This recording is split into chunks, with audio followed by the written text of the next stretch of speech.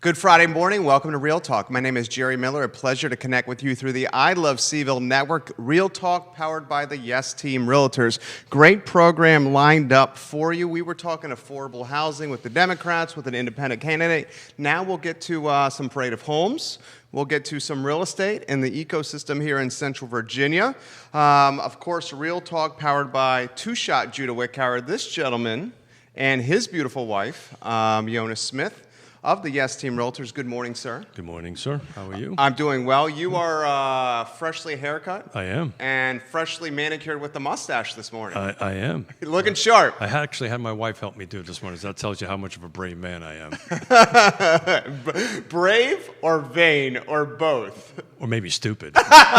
Keith Smith. Good morning. Good morning. Roy Wheeler, one of the fantastic presenting sponsors of Real Talk. Yes, and also they're sponsoring the Parade of Homes, which we're going to talk about here in a few minutes, which we're excited about doing. We went to the gala last night, and this is going to be a great thing. And we're going to talk a little bit about Parade of Homes, and something about what Greg and I is near and dear to our heart is the Thomas Jefferson Community Land Trust. We got 4 awesome houses or units that are going to be in the Parade of Homes, and then we're going to dig into some new construction statistics and how that's impacting the market. I'm really excited about today's show. Start with the studio cam. Keith Smith, introduce today's guest, my friend.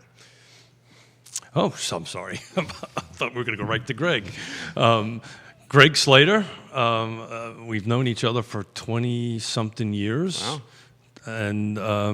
And he is our chairman on the Thomas Jefferson Community Land Trust. And I'm just going to let Greg tell a little bit about himself and let you take that over, and I'll finish pushing this out. Good morning, Greg. Good morning. How's it going? My wife cuts my hair on the back porch. I like that. Cuts his We hair on the back got porch. the hair, right? Low maintenance. And crozet. All right, let's do this. We know you, but for those that are just tuning in, what makes Greg Slater tick? I really enjoy helping people, right? And helping people solve problems. That's fun for me, and that keeps me going in the real estate side of things because we're always problem solving and helping people find common ground. And I enjoy that very much. I've been doing this since 1996. And I always tell the story. The first new home I sold was in Lake Monticello, probably around 1997. And after 4 or 5, 6 months, however long it took to build the home, I knew when it closed, I made more than the builder. So I decided to stick with the realtor side of things versus the home building side of things. Because I started in this business working for a builder and a real estate company at the same time. And so learned both industries from an early point on. And that's what kind of has kept me tied to the new construction sales side of real estate for so long. Your colleague, Arlene Yams, watching the program, Kevin Higgins, Billy Farley, Christopher Eagle, Real Estate 3, Keith Smith. So you sold your first house in 87. I didn't realize... 97. 97. I didn't realize I was there for 10 years before you did that. Yeah, I showed up late. I showed up right what people refer to as the invasion at Lake Monticello. I don't know if you know this. Do you happen to know why Lake Monticello is gated? Oh, boy. You lived there. Since 1987. Right. And I should know that It's answer. to keep the Yankees in. He's a Yankee right here. Oh, it's so true. No, it's true. We could tell stories about the lake, because I was working with people like Opal Browning and Joan White, and Opal worked for the developer. And the legend has it, you may know it, when they built the dam, Faulkner left his equipment on the dam that weekend, and then Hurricane Camille came through, and not only... The rumor is put those 2 pieces of equipment at the bottom of Deepwater Point, but filled up Lake Monticello in one storm event. No, that's not legend. That is actually true. Part about the equipment at the bottom? Yeah, sure. It's at the bottom of the dam, actually. Yeah. And, Tell that story. And so exactly as Greg said, the equipment was there. Camille came in, literally filled the lake up in a couple of days through this one event. But it's there, and if you ever drive over the lake, you'll see an orange buoy out in the water. And so the divers, the dive team or the dive rescue team, they dive on that. And it's 90 feet deep at that point. It is, Deepwater Point. I always thought it was a little bit of folklore, but I'm glad we've confirmed that story. It is absolutely true. Awesome. Correct me if I'm wrong, do you take your boat out there from time to time? I do. Yeah? I do. Flush the salt water out of my engines, that's all. I fish on the bay and take it out there to flush the salt water out. But, Okay. Gerard Smith ran for Board of Supervisors watching the program. Andrew Sneatherin ran for the 5th District watching today's show right now. Gentlemen, Keith, the first topic you want to hit, Parade of Homes? Parade of Homes, yeah. So there's these 2 weekends. There should be a link I think we're going to post on the feed. Get out.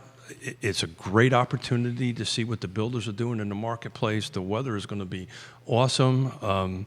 It's just, how many houses we have this year? There's 38 or 39. There's one community. Yeah. It's a co-housing community. You have the opportunity to go learn about that lifestyle. And then there are 4 showrooms or contractor showrooms that are open as well. So talk about the co-housing, Emerson Yeah. Commons in I'm Crozet. I'm not actually familiar with I'm that. excited about this, too. So, honestly, the first time I heard about this was back in 2007 or 2008. They were coming out of Blacksburg and trying to find a developer to help them develop the site. But co-housing is a model. You like to compare things to condominium. That's probably the best place to start there, where everyone shares in the ownership of the land. It's a condominium-like purchase, but there's a next level of cohabitation going on in the community. They have and I'm probably not doing it justice. I know enough to be dangerous, but there's a shared house. I think there's shared dining experiences every night and things like that. It's a higher level of communal living, if you will. It's kind of like a dorm, right? Or Yeah, well, they're building homes. I think the homes are mostly in the 400s and 500s. It's right off of Route 240, not far Really? from Star Hill on that side of the road, and you can drive back there building nice homes. And when you're buying into more than just a home, you're buying into a lifestyle concept. What's the demographic this is targeting? Yeah, I have no idea. The only person that I ever talked to, I worked with a client that had anxiously been waiting for something like this to happen in Charlottesville because she had been a part of one in another market, and she was an immigration attorney, and it just fit her lifestyle, and she really appreciated the support that comes from having closer relationships with your neighbors and sharing in daily responsibilities.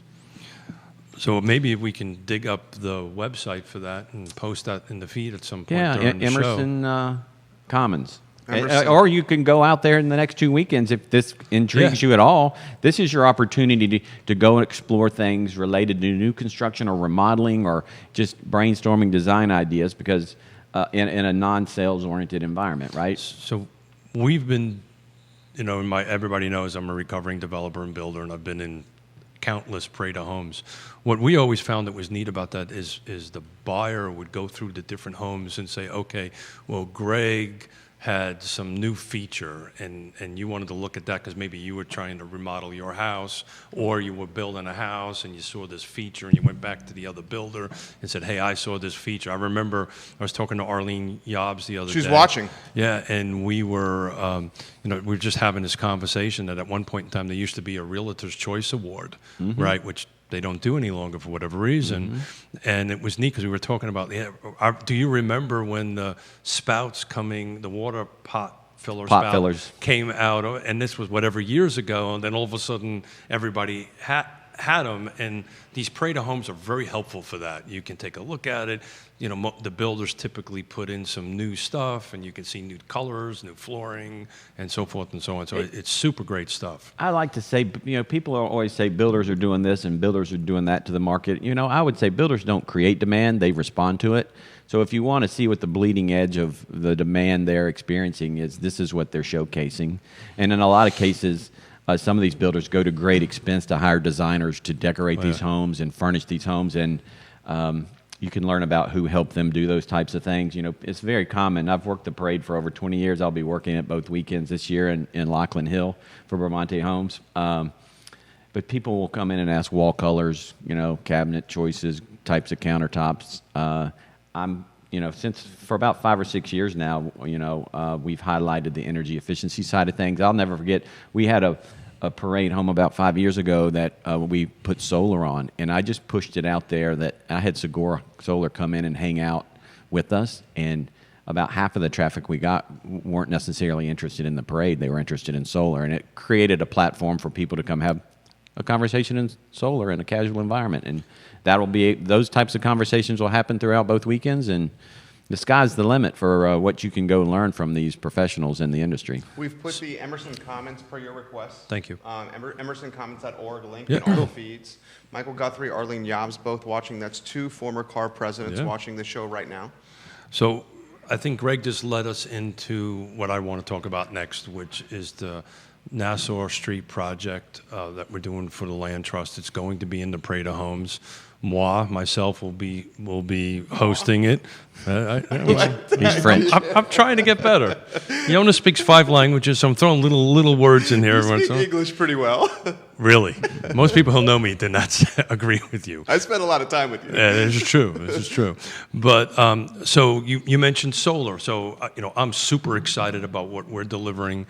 Our team is delivering to the market, and I'll let Greg chime in a little bit because he's on top of new constructions. He's also a green expert. But he mentioned solar. We're going to be delivering these homes with solar on it, and we received, 414 Nassau, Lot 7. 814. 814, excuse me.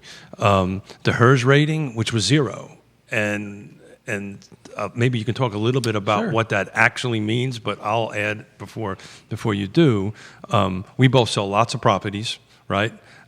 I can't remember the last time I actually seen a HERS rating of 0. So maybe you might want to talk about what HERS rating is and what it means, Sure. and then the impact on the owner, and then we'll talk a little bit about the Yeah, market. before we do that, I think it's important, though, to thank the Blue Ridge Home Builders Association because I serve on that board, and they're a great group of professionals that do a lot of amazing things in the community. When we wanted to enter the parade, there really wasn't a platform. They have a bylaw that if you're not a builder member, you can't enter the parade. So they actually made changes to create a nonprofit status for us to join as for a discounted rate to save us some money because they want to help people in the affordable housing space. Obviously, one of their president, as a matter of fact, Christopher Bremen of Bramante Homes, is our home building partner for the Nassau project. So there was a lot of synergy there, but I wanted to thank the Blue Ridge Home Builders Board because they actually had a serious meeting. They changed rules, created a new membership status, and helped us become members so we could take advantage of showing these homes off during the parade, and we couldn't have done it without them. So, great, thank you. Yeah. Thank you to the Blue Ridge Home Builders Association, and thank you to you because you're the one that pushed it through. How many years has the Blue Ridge Home Builders Association been around? That's a question I cannot answer. I'll see if I can figure that out. I know It's a more- long time because- I know it's more than 32 years because it was around in '87. I think it's close to 50 years, and it took 50 years to bring in a nonprofit because, in essence, that's what we did, or however many years around. So thank you for doing that. No problem. 1964. There you go. It's 1964. So that's. Quick math. You I wanna was. do that or I know this much. I was 2 years old at that point. So. You're jumping here, Greg. Yeah, Slater. so we talked about the land trust here before, but we're trying to create a permanently affordable inventory of houses in our market that can serve not just the first homeowner, but many thereafter. We haven't built anything ourselves before, and Keith joined our board, I guess it's almost 2 years ago now. He was able to identify a parcel and help us achieve a grant, and then we partnered with the builder. And so what I tell people, what's special about this opportunity is, generally speaking, our model saves the value of the land from the total price of the home, right? But in this case, we had the value of the land. We had a builder who partnered with us to work below his market rate profit on top of the sticks and the bricks, which saved some money, built some equity in the process, and then we received a grant for the solar. So, each one of these homes has about $15,000 worth of solar on it that is not in the price. So what we proved here is that when we partner with the private and the public and everybody pitches in, we can do things pretty special. What's the plan to scale? I asked you this before. Well, the plan to scale is we're growing. We're working on developing our board, and we're working on finding partnerships that can help us build capacity because we have a part-time executive director. Everything we've done until this project was done with an all-volunteer working board, no staff. And since Keith came on and we received this grant, we were able to hire a half-time executive director, which has changed us dramatically and helped us take a big step into the future. And so we have another property under contract where we'd like to stick our toe into this water on the Albemarle County side of things. I think because of what we've done at Nassau, the county has taken note. We always thought this project would start to get the community's attention, and it's really happening in real time as we go through this. And the parade's just another opportunity for us to introduce people who want to know. A lot of people are interested in the affordable housing conversation, and this is how you can come down and have a conversation with Keith over the weekend, or some other people that might be there to help out, and just learn a little bit more about it and see what can be achieved. Because you have to go stand in these homes. It's one thing to see the pictures, but to go stand in a home and realize we achieved net zero in a brand new construction that we could sell for $215,000 is off the charts good. You know, Keith was saying net zero doesn't happen very much in the market at all. It's probably happening a little more than we know in the aftermarket solar addition to residential houses. So people are putting solar on, and they're not going they're not going to see what their HERS score is at that point. But I would think there's more out there than we're aware of, because people are adding solar in a significant way to homes that have been built in the last 10 years. But I didn't get into what a HERS score is, if you'd like me to do that. I would love to know. Yeah. Well, it's the home energy rating system. And what they say is if you build a home to code based on the 2009 code, that home would score 100.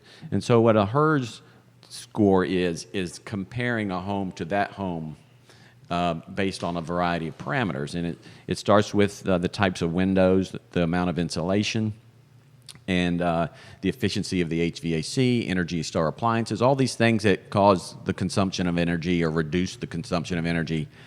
But from there, they do some testing on the home. Blower door test has become a more common phrase that most people are. This is pressurizing the home to see how many air changes per hour there are. For example, the latest iterations of codes are starting to put air changes per hour in them, and they're targeting about 5 air changes per hour. We achieved 1.5 air changes per hour on our homes there. Those homes are very tight. Then they do what's called a duct blast test. They want to make sure the conditioned air that's leaving that equipment is going out the vents and not out the sides of the ductwork. And we did very well in that regard. And so ultimately, you end up with a shell that you can rate. And if you see HERS scores of 50, right, we're going for lower the better, kind of like golf. But a HERS score of 50 means it's twice as efficient or 50% more efficient than a home built to code in 2009. So we're at zero. At zero. That makes it what now? It means, so what happens is you can only take the shell and the envelope and all the components so far. If you can get into the 40s without solar, you have built an unbelievably efficient home. At the end of the day, the HERS score is about how much it's going to consume. And so when you score zero, based on an estimated number of occupants on the size of the home, what you're saying is the home's going to produce 100% of its consumption needs on an annual basis. Let me throw this to you. Pearl Certification, one of the sponsors of the show. How does that compare? So I literally was just going to go there and thank them for their sponsorship. These homes are Pearl certified. So when you do Segura or solar and HERS, you actually get a Pearl certification. I can speak. So we got Pearl certified gold on these homes. It's very hard to get to Pearl Platinum. There's some significant design element that has to go into the HVAC work, things that are super technical and complicated. That being said, the main difference between HERS and Pearl is about inventorying the assets from a standpoint of just the structure. The production of energy does not impact your rating in Pearl world. They'll validate your solar and document it so that you can recoup that value in the sales process technically, but it does. You would think naturally a net zero home would be Pearl Platinum, but because they don't consider the solar, that's why it's not. And that's a bit in the weeds end of it. But at the end of the day, and I'm a simple guy, right? We're selling these homes for $215,000. They're 1,500 square feet. They have high-end finishes in them, solar, and based on certain energy usage, it's going to cost them $84 a year. A year. That's because it costs $7 a month to be connected to the grid. Right. So it's going to cost $80. So we are, and I want to go back to our comment we talked about last week, which was the silver bullet versus the silver buckshot, right? And by the way, Robert called me out on it over the week. What'd you say? You stole our phrase? Totally told us. Yeah? We stole it. It's good. You're in Portland. Tough luck. Yeah. Come we're over on here. this coast. Come over here and do something about it. We're going to see him in November.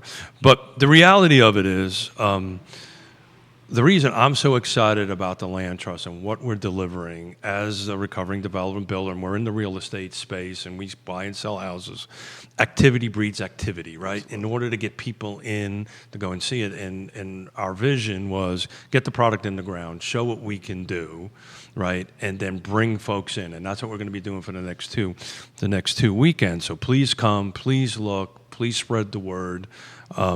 Frankly, as being the shameless business guy or sales guy, we need cash. We need money, right? Scalable. We have the systems in place to go vertical all day long.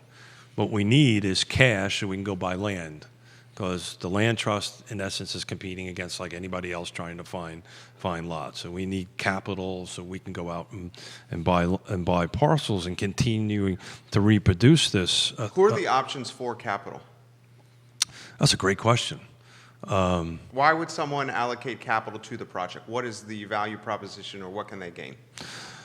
So, I would be looking for somebody who's looking to do some angel investing or some conscious capitalist investing, right, that they may not want to make certain amount of revenue or return on. It's trying to do the right thing, okay. right? Gotcha. So here's an opportunity that we can generate housing for affordable housing, which technically, and Greg will chime in on the buyers, but these are folks that are working. These are workforce folks, yeah, right? And so maybe a business might want to put in, or like Google's doing it, right? Uh-huh. Amazon's doing it. They're dumping cash in, building projects so that their team members are local. So that would be in it. But it's a great question. We're struggling with coming up with the answer to that. Well, yeah, it's charity at the end of the day. It's not for profit work. There's tax deductibility. There are people that sometimes have maybe parcels that, we could accept land donations if it works for our model and things like that. But I think from a standpoint of how you invest your charitable contributions into the world, we can tell you that we're going to do something that's going to protect that investment and put it to work for more than just one family, and hopefully put it to work over and over and over again.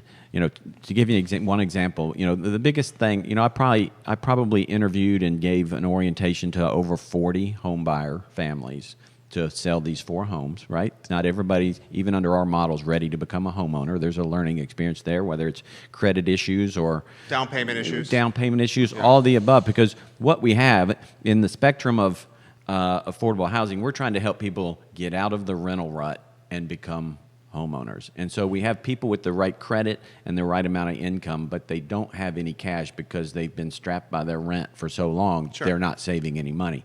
But in our case, our family of 5, our first buyer, we were able to get them 10% down payment assistance from the city because they qualified for that fund. It has its own qualifications.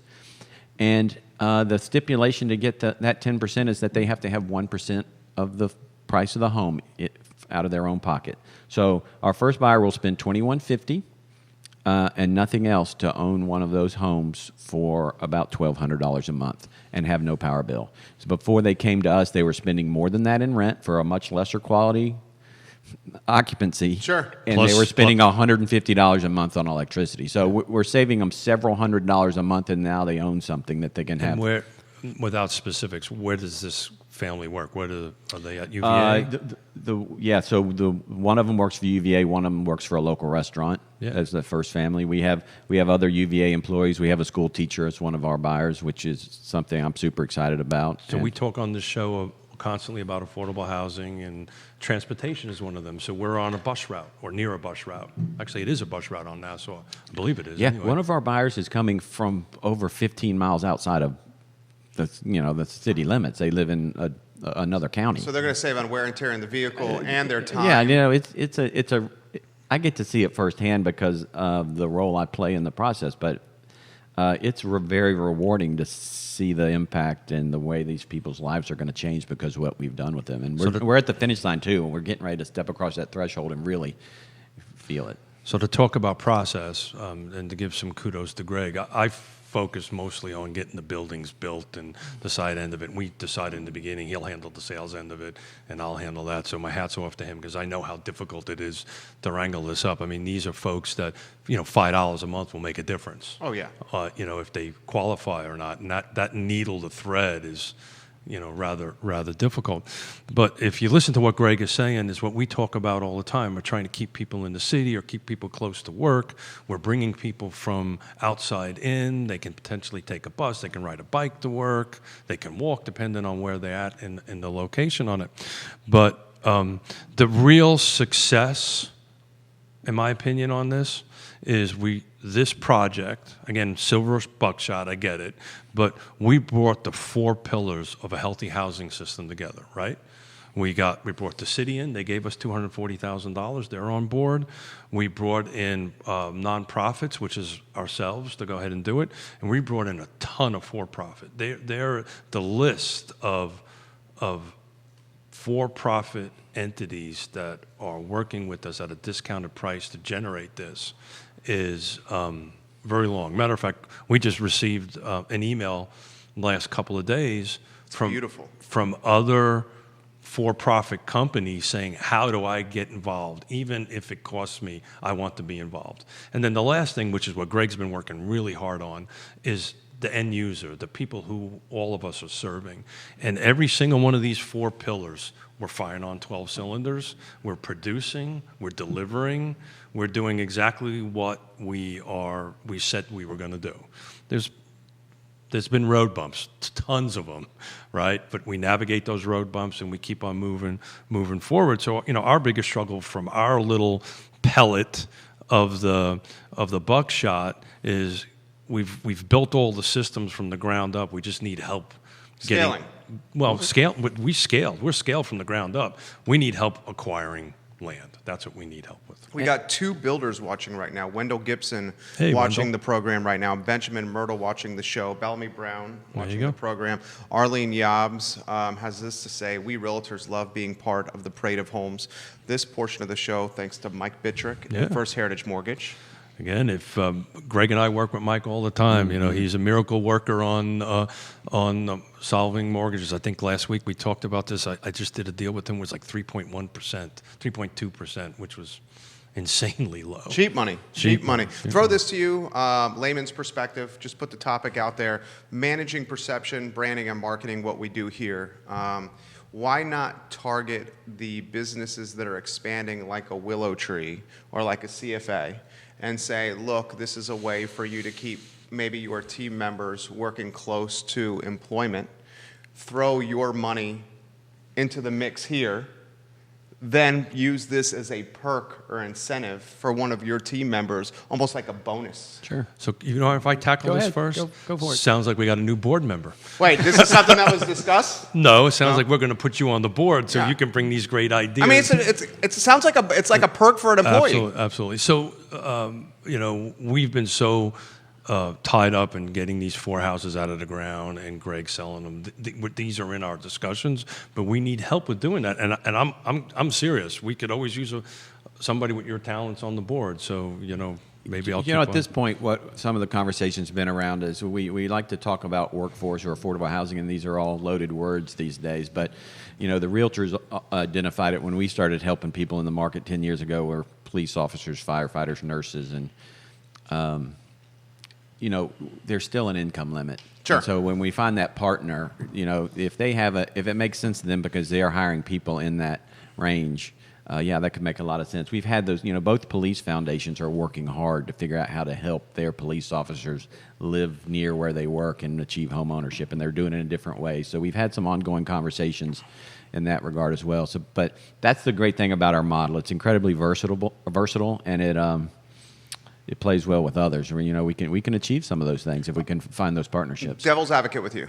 Okay. Do we think that if we go toward the model where you go like to a Joffrey Woodruff at QIM or like a CFA or like a Willow Tree and then make it more like business centric? Well, we have to explore those things. We still live in a world where fair housing is very important. So we can't target specific buyers or limit.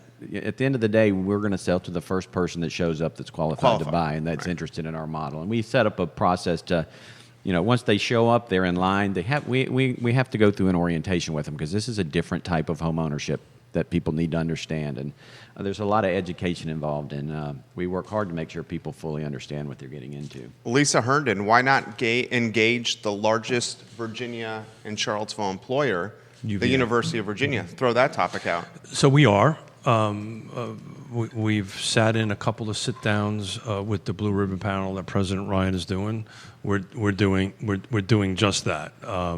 So the other hat I wear as the Regional Housing Partnership Chair, we're engaged in those conversations. So they are happening, and we'll share information as it comes along. But Greg is 100% right. To the land trust, they cannot make any more than 80% AMI, area medium income, and it's staggered depending if you have two folks in the family or 3 or 4. And I'm actually trying to double check the numbers. One of our family's household income was below 60% of the median area income, and that's very hard to help someone become a homeowner at that income level. But, we are learning more about it though. The affordability is becoming a more serious problem as this market continues to expand. That other markets, and we'll have to consider at some point that 80% may have to go up. People who make 100% of the median area income probably need help too. I agree. Give some props right now to Bill Tucker, Charlottesville Settlement Company. So we're still going to try to get Bill on to finish this conversation about Woodstock, but actually we're going to bring them back on the end of October to talk a little bit about the closing process again and title insurance. So we're excited about that, and they're just work miracles, and we love working with them. We had Michael Payne on the show, running for city council, and in talking about, and he gave you guys tremendous kudos and props. He was very appreciative and straight up said the land trust model is something we have to explore, and it has to be more of our vernacular.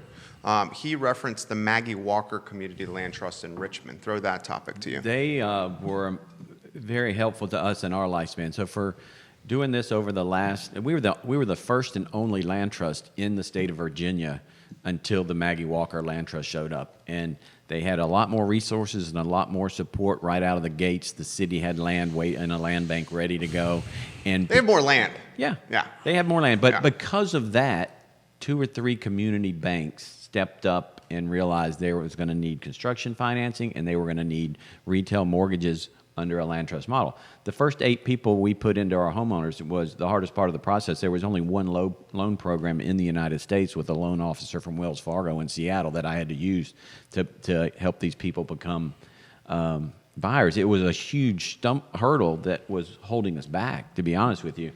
But when the Maggie Walker showed up, the awareness of the land trust model on the state level grew, and then we have a very good partner in Fulton Mortgage. Fulton Mortgage created a community land trust loan. It's a 3% down loan. They also include some closing cost assistance based on the buyer's needs. So That's phenomenal. And they also stepped up and loaned a nonprofit with a light balance sheet a lot of money to build 4 homes. Right? It's not like we're. It's really impressive what they've done for us. But You're saying that it's not like you guys are cash rich in this model right now. No, we have the value of the land that we own under the houses that people live in, really is all we have. But, there's a mousetrap here, a transactional mousetrap from getting, look, we've got a couple of attorneys that are learning our model now because of this. We've got we had to go out of Charlottesville to get an appraiser to do a leasehold interest appraisal. Really? The first 2 appraisers in Charlottesville turned it down, so they didn't know how to do it. So, there's a learning curve here, and we're building the mousetrap to be more efficient. We've got lending partners now that can help us. You have the POP, the proof of performance. That's right. One of the things I'm most excited about, I have watched the Albemarle County create profit affordable housing lots for 15 years now, and most of them never become affordable homes because there's loopholes and there's honestly the math doesn't work with the value of the land. The builders and the developers are stuck. They can't really build anything that achieves the financial limits they have to achieve what the proffer wants, and so these things become something else. But we've done it in the city. We're going to try to do it in the county, and if we can show Albemarle County that our model solves the problem for the builders and developers who actually want to see these homes become affordable. Keith was just saying we had a builder who knows we have 4 lots under contract in a community they're going to be building in, and they want to be a part of this. The builder in your model watching right now. Yeah. Cool.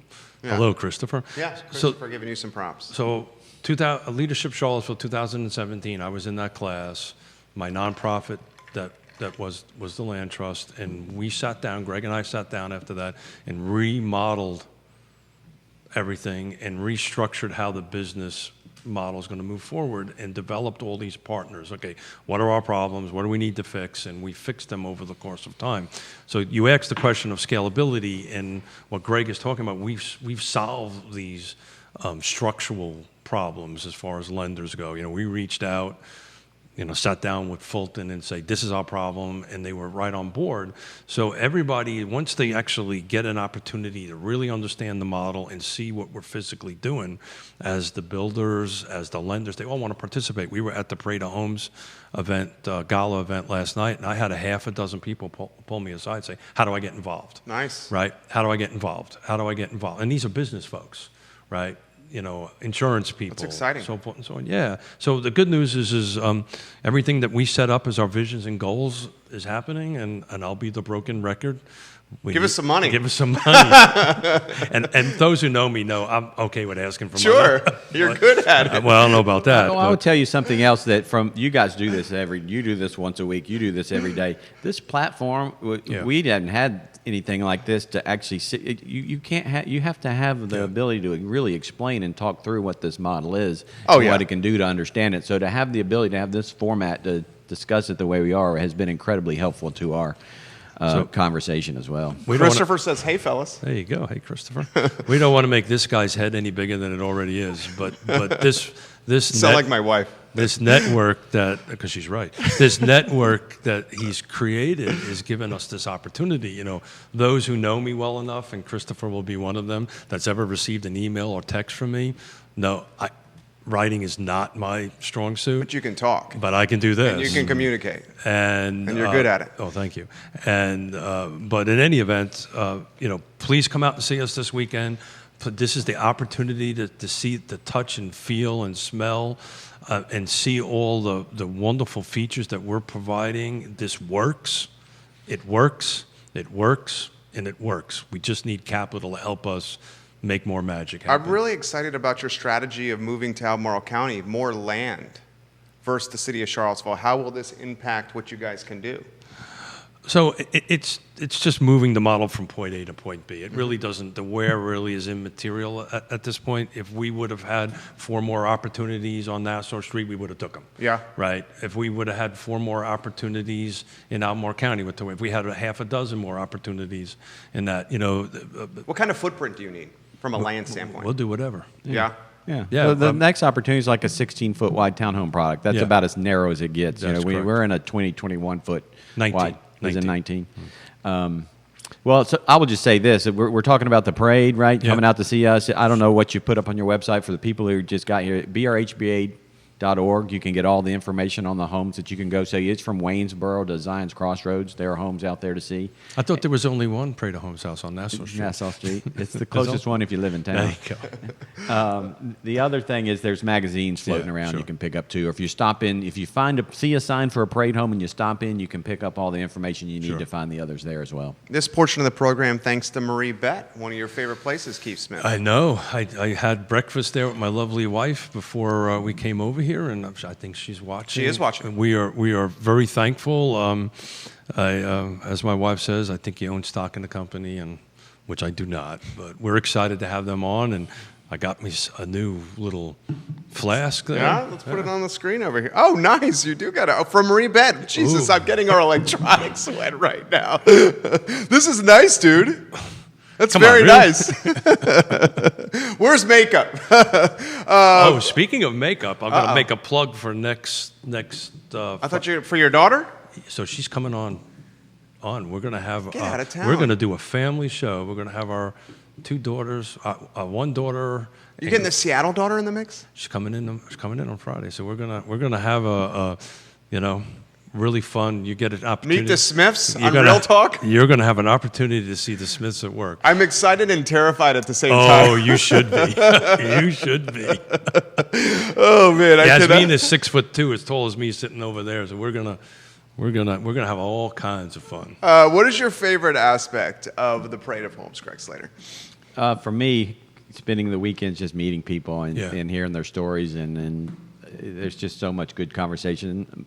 Majority of the traffic's not in the market. They might be in the market at some point. And it's everything from Saying they're window shopping. window shopping. Sometimes people are. We have an expression, builder phobic, right? Oftentimes you work with people who are afraid to go down that road because they just don't understand enough about it. But it's a way to come out and just learn a little bit more if you were ever interested in building a home. But at the end of the day, it may just inspire you to do some things to your house that you've been meaning to do but haven't gotten around to do. So from my perspective, as the guy who scratched out what these Nassau houses were going to look like on a napkin and hand it to a designer and see it actually come to fruition, right? That's a beautiful thing about That is great. what we do, and to see what my excitement about the next 2 weekends is see what feedback is, that other people share the vision, that other people see the vision, right? So I'm pretty excited about. People about that. do give you feedback. Oh, usually if they got funny accents like this, they'll tell you what they think. I'm starting to get to know your family because of this show. Harry Tyson, Oh yeah, sure.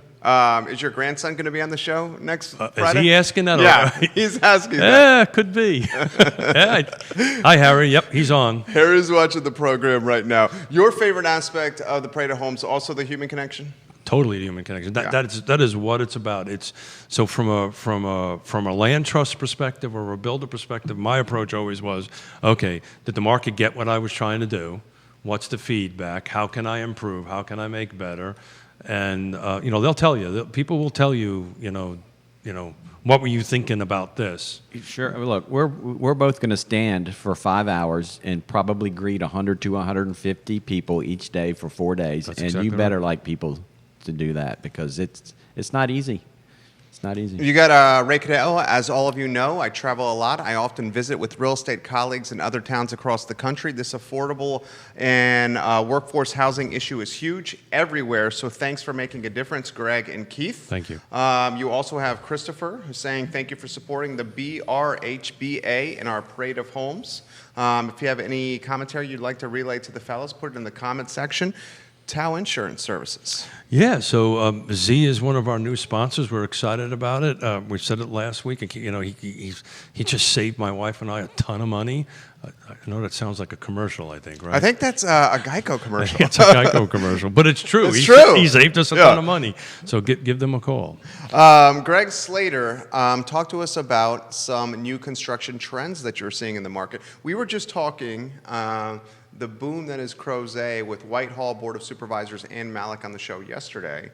She is very excited for Stoner's project, Crozet Plaza. I know you are for a number of reasons. Sure. She's also excited for a lot of new construction that's coming down the pipe. She was very mindful because of her position of development and increased density and the impact it will have on infrastructure. But for the most part, I got the impression from Ann Malik that she's excited for what's ahead.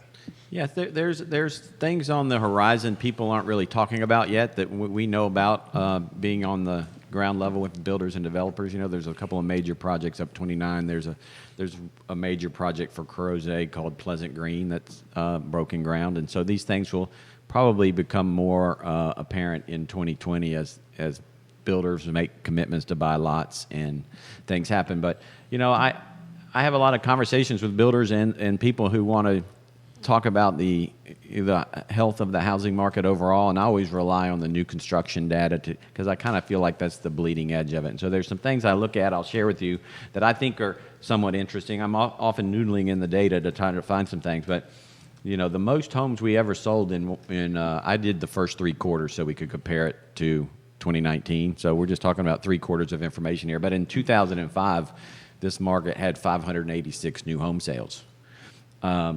And then from there, it plummeted. The bottom was 2011 when it was just 273. So that was the depth of recession. Then we started coming out of it.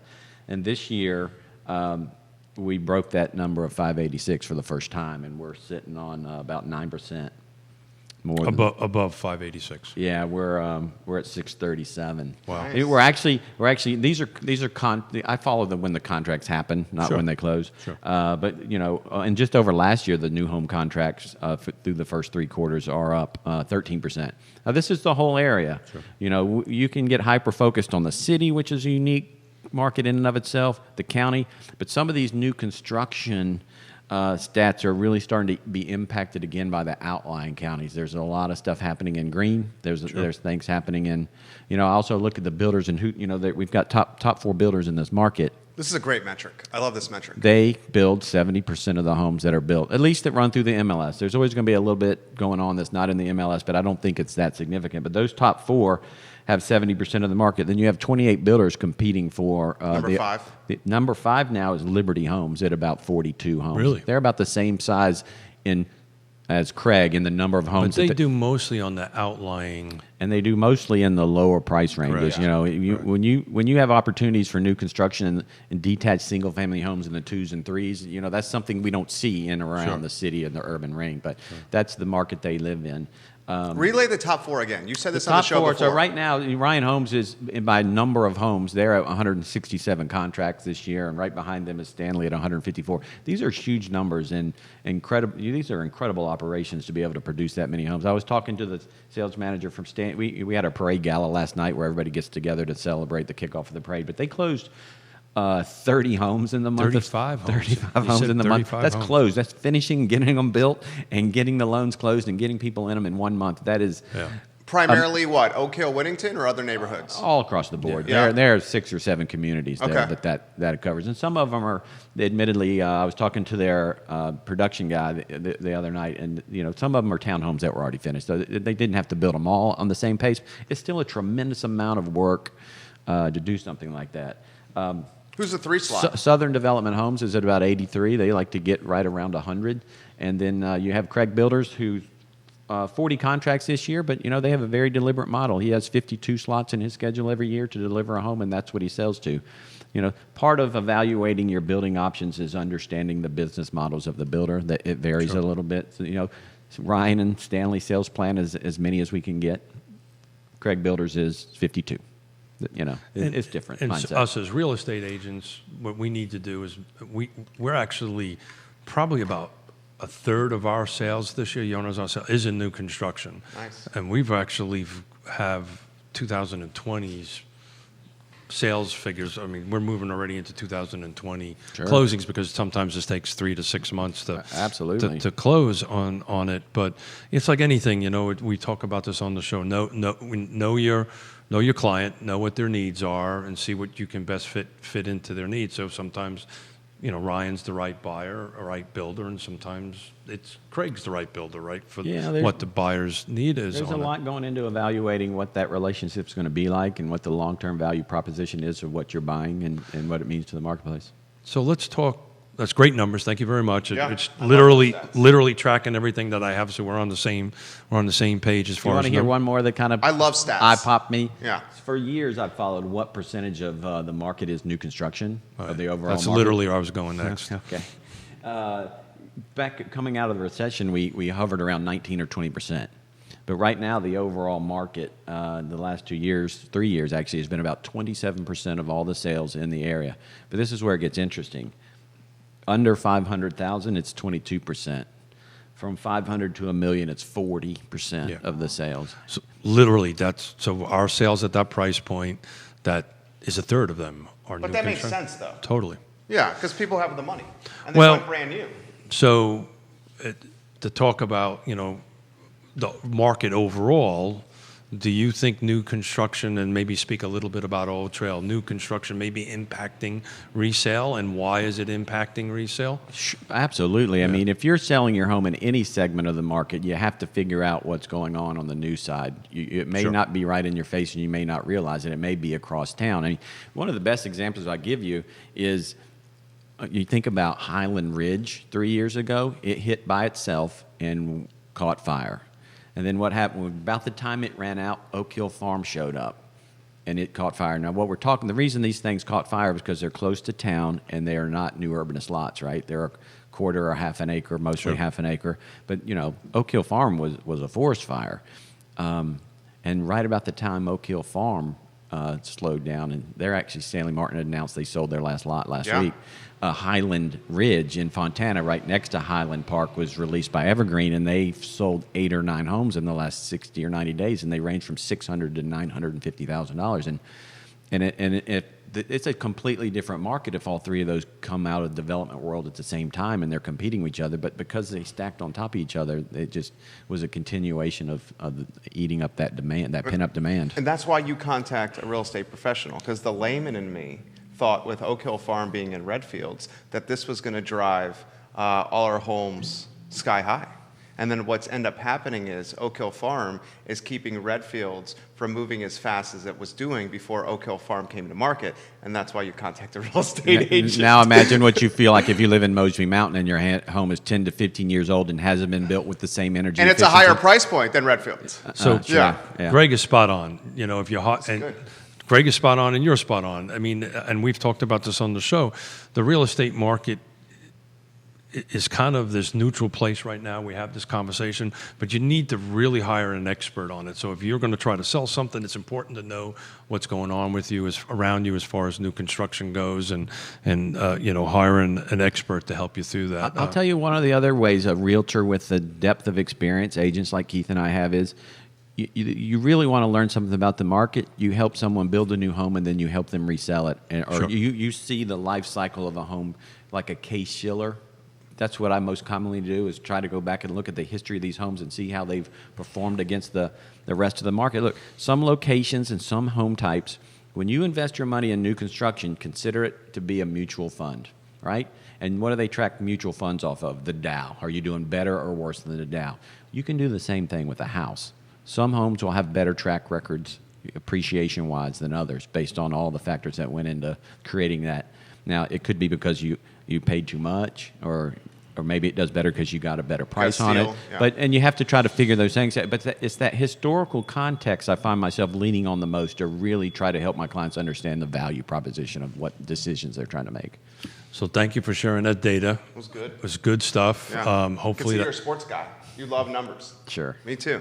So hopefully some of the folks that are watching this will help them make some decisions and move on with it. I do want to rally back to the Parade of Homes, and I want to rally back to, you know, the land trust, and come out and see the homes. We got to run the gauntlet with Greg. That's what I'm trying you to get excited? to. I'm trying to get to. Okay. I'm trying to get to. I've already run the gauntlet. Oh, but We're not gonna do this it again. one. We've changed it up, Greg. Not this one. Changed it up. Hello, look, would you look at the time? I'm watching the time. I don't really care about the rest of this show. I want to get this in. Okay. We've changed it up, Greg. And the thing is we don't even know we changed it up yet, but we're going to change it up. But no, all kidding aside, guys, please come out. Every one of these builders, from the National to the Land Trust, have busted their butts to get product ready, to get out there. Go and see it. Go see what these folks are doing, you know, and come out and see me on the 2 Parade of Home weekends. Come out and see Greg on the 2 Parade of Home weekends, and please come out and see us. Please, please, please. Yeah, hopefully it won't be as hot. Oh, man. I think it's behind us. I think I yesterday hope was Harry Tyson's got one more message for you. Jeez. Jerry, can you ask Keith why he neglected to mention that I'm his son-in-law? Would you? You got something to say right now? Oh, I do. You got to get your sister-in-law's last name right and give your son-in-law some props, damn it. I have given him props before on the show. He's an awesome guy, and excited to have him as a son-in-law. He'll appreciate this. He's not a doctor, but I'm excited to have him as son-in-law. I'm going to get in so much trouble for that. You should for that one right now. Let's. I love you, Harry. 4.5 minutes left. This show has flown by. You're very good in this format here. Thank you. That's the reason I invited him. You got questions to fire at him? I certainly do. Yeah, we can't do the normal ones because You got to come up with some on the fly. He watches the show, but I really like starting with this first one, and he's had this before, and maybe he'll come back with something. But give me some other advice that you've been given that you've helped you through tough times in your life, or something. Has Greg Slater had tough times in his life? I don't know. Sure, there's you have to. I love the advice that when you're dealing with someone that is maybe not as friendly or as cordial as you want them to be, and they're problematic in what you're ever trying to achieve. You don't know what's going on behind their curtain. That's exactly and right. you have to realize we're all masking or dealing with something in our personal lives that may or may not be the best day of our life, but we're still trying to do our jobs. And be respectful and mindful of that. You never really know what somebody's going through. That's right. Yonna says, "We love you, Harry." Harry responds, "Burn, Keith. Burn, Keith." We have a lot. Harry and I. We You have gotta a, have thick skin in your family. We have a thick skin in our family. We have all kinds of fun together. He knows I love him. I'm gonna give him a little burn right here. I just want to give a shout out to Harry. You know, he works. And those who have seen postings of my grandson, he works across the street, and every day for lunch, he goes to see his grandson at the daycare center. That's an awesome dude. Can't ask for any more than that. I love it. I love it. Greg Slater, I think you know where this one's coming. What's the advice you're going to give to your Virginia Tech football program right now? You know, stay tough and stay true to yourself, and work together and find a place to get better. You know, I've been living in Charlottesville a very long time. I like my favorite comeback these days when Oahu would likes to needle me a little bit. What, 16 straight wins? Yeah, my son's 14. He hasn't seen UVA beat Virginia Tech yet. All right, I figured that's what you're going to say to me. As you should. Well, we've been going to the games, and so I've watched the Wahoos live what they lived through with their program. This is what I think's going on. You guys hit rock bottom when the year Bronco showed up. I think pulling off the Beamer Band-Aid and hanging on to Bud Foster has delayed our rock bottom, and we're hitting it now. I think that loss you just had last Saturday. It was. Pretty much I was there I didn't leave. You went to the game? I've been to all 3 home games. I have season tickets. My son is Lost to Duke, guys. ironically. My son has just gotten to the age where he wants to go. Nice. You know, it's a little more effort than driving 15 minutes to Scott Stadium, and, you know, it takes your whole day. It's 2 hours away, but we love to tailgate. There's some other Charlottesville Hokies I usually connect with and tailgate with, and we have a good time. And I can't wait for that with my son. I'll be, you know, look, if I can get a ticket to the game in Scott Stadium this year, they're trying to make it a little harder for Hokies. I'm sure that'll happen. But I'll show up and tailgate with my Wahoo friends every year. I love that game more than any other game each year because it's so much more important. Because, look, I have more friends that are Wahoos than Hokies at this stage of my life. I've lived here for 22 years. A lot of them are involved with the UVA or the coaching staffs or ex-football or basketball, whatever. It's fun rivalry. I don't take it as seriously as I used to. So you throw all the barbs at me you want, I can take it. So we got a couple more minutes left. I'm going to follow Georgia Lindsay's, what she did to us when they were in it. Ask us a question. Who is the guest you've had on that you learned the most from? Ooh. I mean, I'm not just saying this right now. I learn a hell of a lot from you.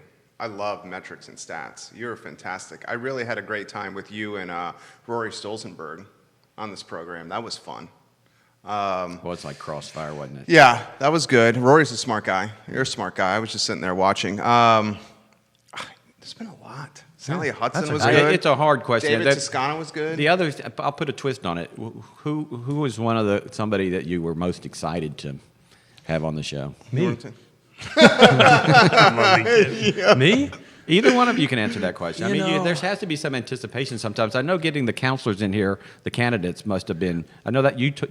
From being around you, I know you were excited about that. Yeah, so I was excited about that. But I think my answer to that is we've been doing this now 6 months. Yeah. I have not had a single guest sit on the other side that I was not excited about. Yonna says it's Paul Harris for her. She just put it in the feed. Yeah, so The pastor, right? So that's a personal level. So we didn't talk real estate. We didn't talk anything. This was my opportunity to have a conversation with Paul. He's an outstanding guy. It was around the anniversary of August 12th, and we wanted to talk about what was important to Yonna and I about August 12th and coming together.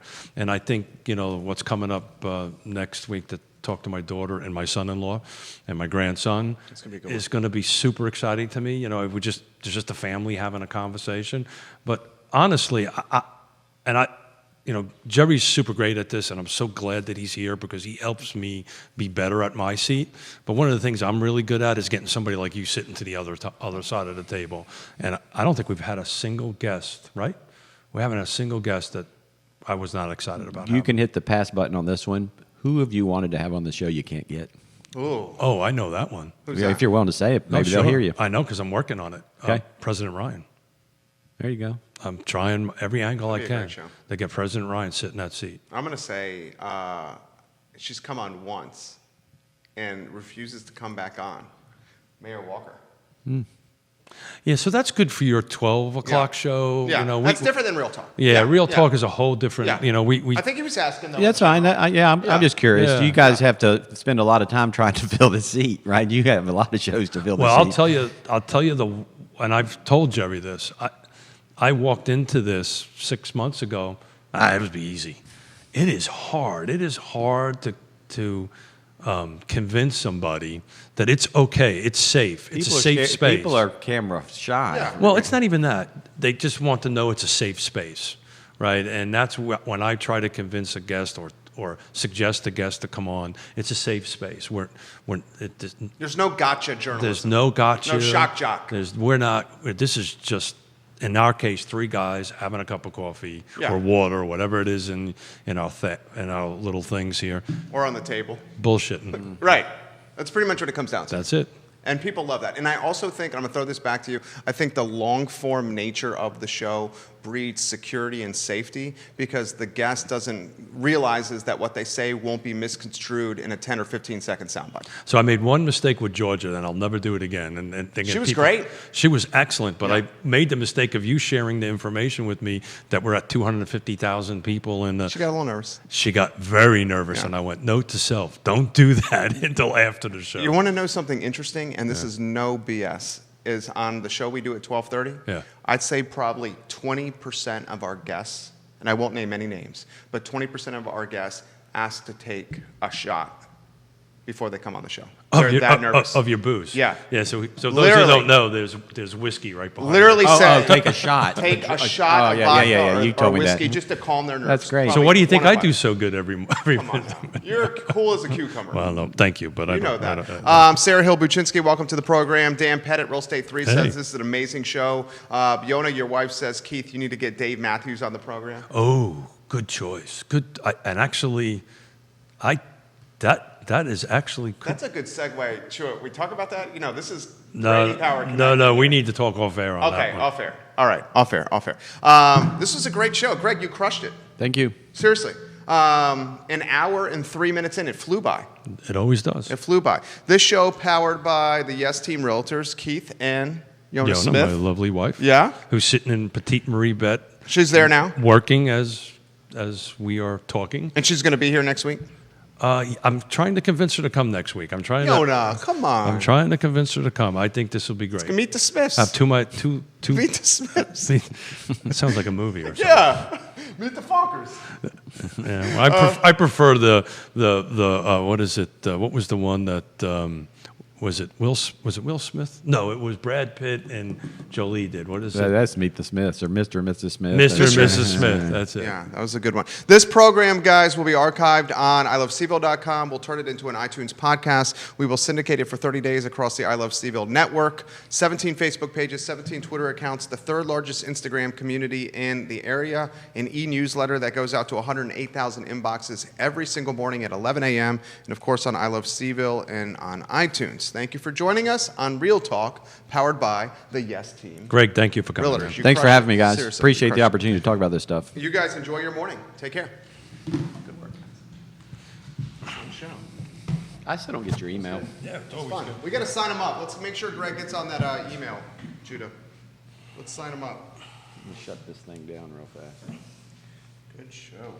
So I'll have to not bring this on again. What's that? Peter, was it distracting? Yeah. I thought you did great too. Today's show was. Is that a new toy? No, this that's it. You this can is flip my it out. Surface Pro. I've just never taken it apart.